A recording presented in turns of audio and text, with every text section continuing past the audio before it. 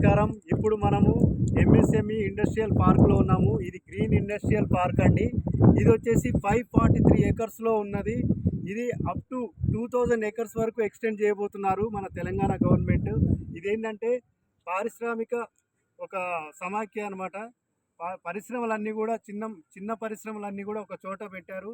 ఇది మన విజయవాడ హైవేకి 1 కిలోమీటర్ డిస్టెన్స్లో ఉన్నది.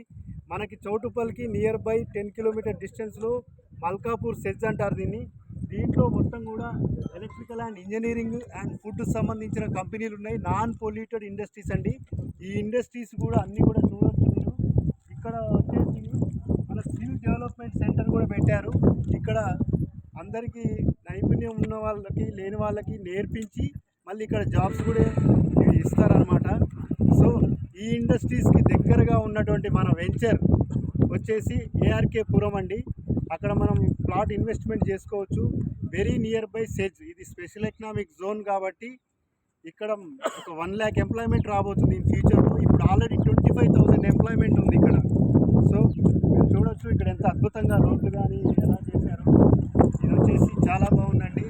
మీరు ఒకసారి విజిట్ చేసి మా వెంచర్ కూడా చూసి మీ ప్లాట్ బుక్ చేసుకోవాలని కోరుకుంటున్నాను.